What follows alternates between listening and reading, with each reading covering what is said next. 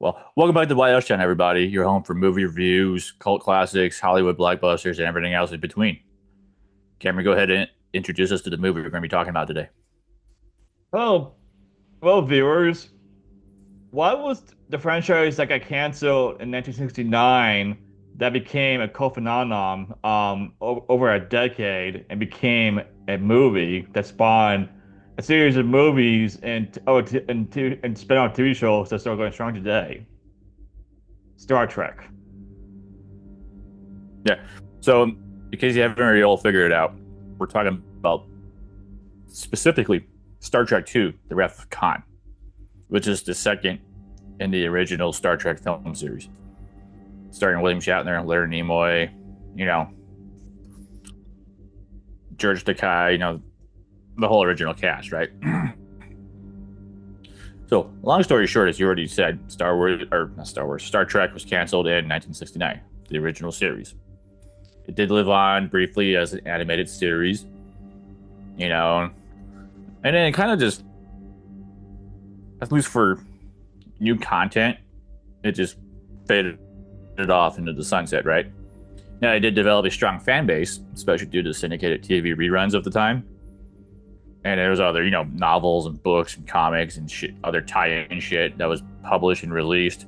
That kept the fanfare afloat. But, besides having a strong cult following, it did kind of fade off, so to speak.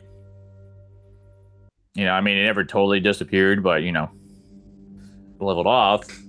And then in 1977, the original Star Wars comes out, right? And that changes cinemas altogether. And then with the success of the original Star Wars, which is also known as Star Wars A New Hope, all the other big studios were trying to look at pre-existing IPs and properties and see if they can make anything similar or if they had anything similar. And what do you know? Paramount had Star Trek, kind of just hanging around. Now, because of the success of Star Wars, they were able to make the original Star Trek movie, which is known as Star Trek the Motion Picture, which I find boring. Because the big villain's a cloud. But nonetheless, you gotta walk or you could run, right? Excuse me. So you gotta walk before you can run. And start the first Star Trek movie kind of walked so they could make Star Trek II, Wrath of Khan, which of the original film series is probably the most well-known, arguably the best of the original series. And we're going to talk more about why here in just a little bit. Star Trek II, The Wrath of Khan came into existence because Star Trek the Motion Picture was not the bona fide box office hit Paramount wanted, but it generated enough interest for a sequel. But Paramount decided to do the sequel on a much lower budget because one of the problems Star Trek: The Motion Picture had was during production, Gene Roddenberry kept on tinkering with the script and this and that, which caused the budget of the movie to balloon to, well, I believe it was close to around $50 million back in 1979, which for a movie was quite a lot of money. Star Trek II: Wrath of Khan, the budget is about one fifth of that. But basically, the motion picture flopped, but had enough interest for the sequel, and and Paramount agreed to the sequel under the parameters that was done on a much lower budget. The cast received new costumes, which became the iconic red tunic, white turtleneck costumes that they used throughout the rest of the movie series until they did the series with the next Star Trek Next Generation cast. But basically, Wrath of Khan came into existence because while looking for a sequel, they found one in a pre-existing story within Star Trek. Star Trek.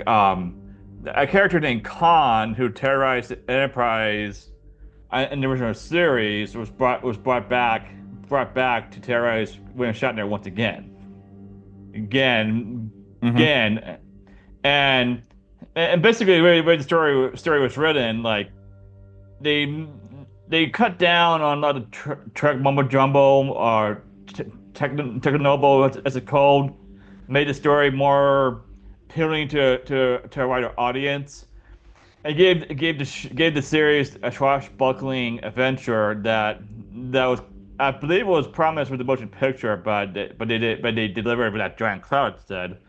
And and on top of that, they gave us exciting space and a battle of wits between Khan and Captain Kirk.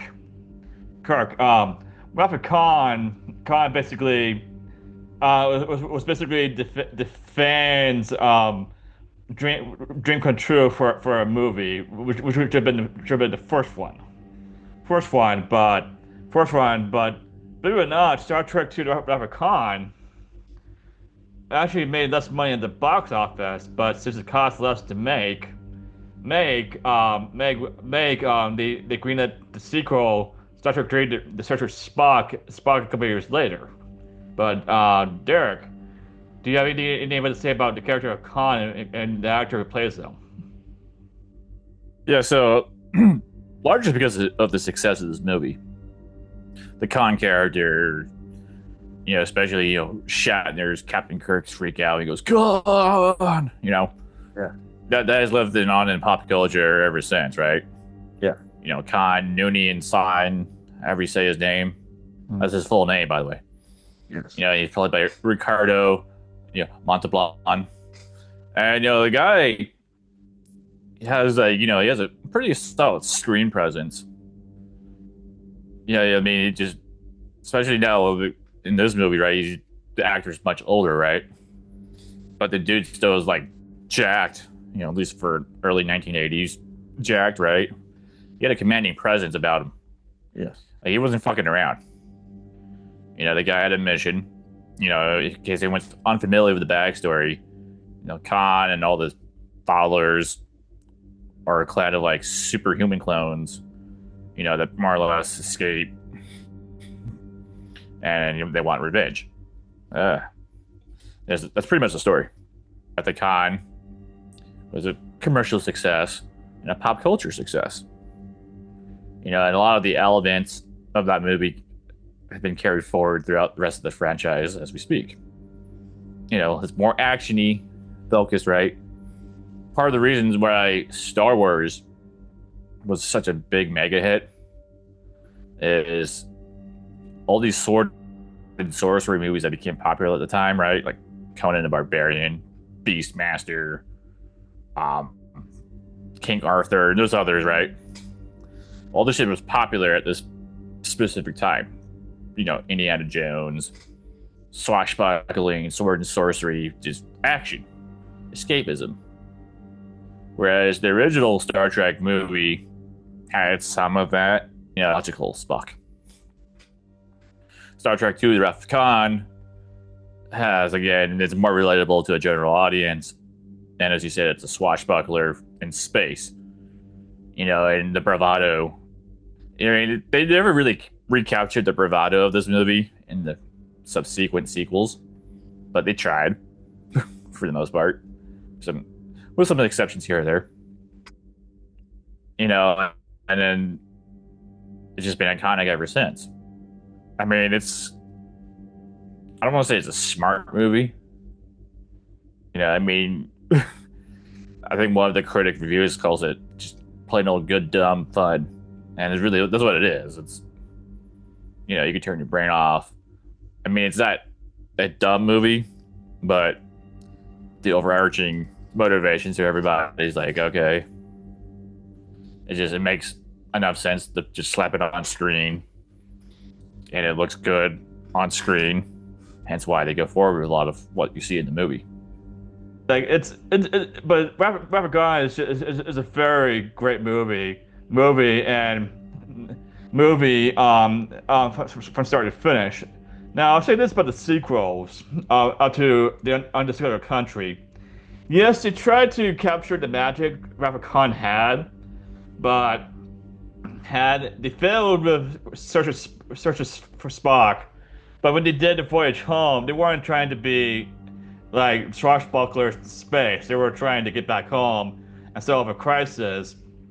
It was actually straight out of the original series. Well, not really straight out of the series, but like inspired by the original series, where they had to travel back into time and save the humpback whales. To me, Voyage Home is perhaps the best sequel in the original series, apart from Wrath of Khan. And then when they came, and then after that, the series almost tanked with Will Shatner's directorial debut. The Star Trek V, the Final Frontier, and then a couple years later, after that, The Undiscovered Country came out, and that was like the final hurrah for the main cast. And then they bridge over with Star Trek: The Next Generation with Star Trek Generations and kill off Captain Kirk. Spoiler alert. And to me, Star Trek never really captured the glory of the cinematic universe after they did First Contact. But that's just me. Well, anyhow, so spoiler alert for anyone who hasn't seen this movie. One of the other main sticking points, and why this movie has been endearing to fans, so to speak, is they kill Spock. Spock is one of the most beloved characters of the franchise, and he is killed, he dies by sacrificing himself to save the rest of the crew in the movie. Hence why the sequel is called The Search for Spock. And they basically use bullshit mumbo jumbo and the convenience of Hollywood writing to bring him back to life in future sequels, but you get the point. Well, Well, the cast. Now, yeah, sorry. Now, I was gonna say, as you said before, stop cutting me off, you fucking cock. So, as they said before, or I'm sorry, as you said before, without this movie, there is likely no Star Trek cinematic universe as we know it today. If this movie bombed or wasn't as good as it was, it probably wouldn't have made a third one. Or the third one would have been like a reboot, so to speak. So, yeah, this movie is really the true launching point of the cinematic universe. And it's, hell, they still try to refer to it like this day. You had the J.J. Abrams reboot of the franchise.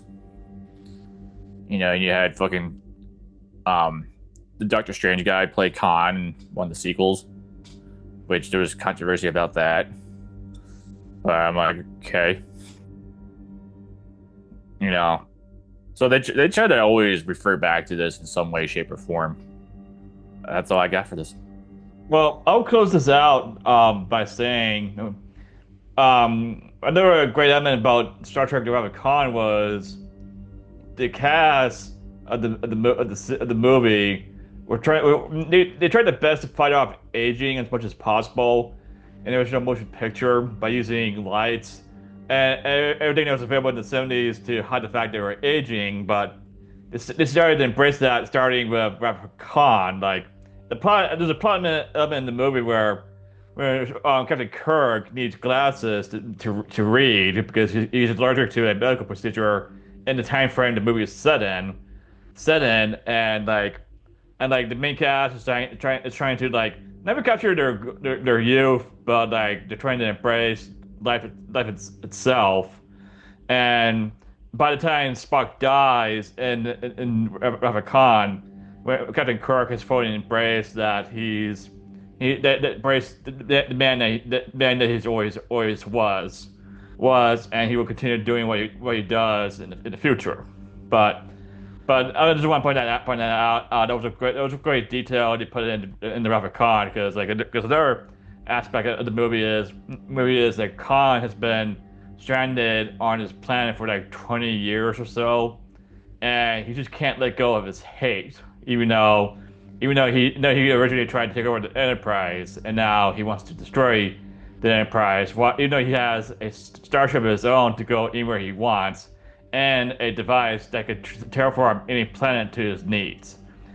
But Khan is so bitter with raging hate that he needs to kill Captain Kirk to fulfill his lust, or whatever it is that's driving him basically insane. But like you said, this is one of the best movies out there, even for Star Trek. You haven't seen it, go see it. Until then, please like and subscribe, and we will see you on the next video. Yeah, later. Later, people.